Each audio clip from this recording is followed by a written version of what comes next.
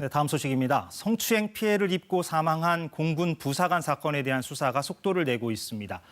공군 경찰단이 피해자 사망을 알리는 보고서를 작성할 때 윗선에서 성범죄 피해 사실을 빼라고 여러 차례 지시했다는 진술이 나왔습니다.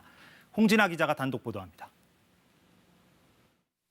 이중사가 숨진 채로 발견된 다음 날인 5월 23일, 공군본부 경찰단은 국방부 조사본부에 이중사의 사망 사실을 보고합니다.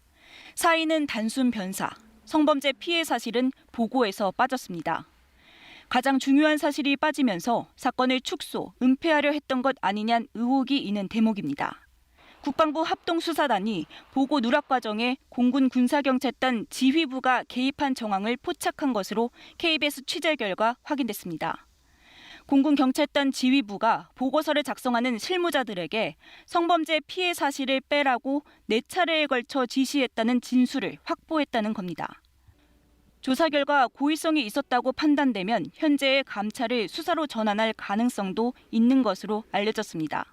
사건 초기 군사경찰이 가해자로 지목된 장중사를 불구속하기로 한 과정에 대한 조사도 확대되고 있습니다.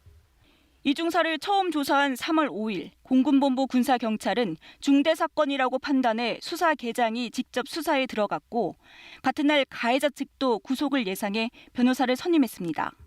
그런데 사흘 뒤인 8일 불구속 처리하기로 결정됐다는 겁니다. 국방부 합동수사단은 이 과정에 어떤 외압이 작용했는지를 집중 조사하고 있습니다.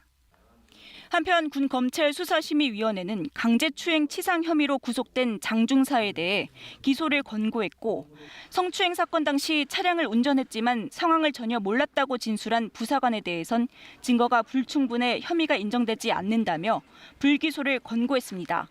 KBS 뉴스 홍진아입니다.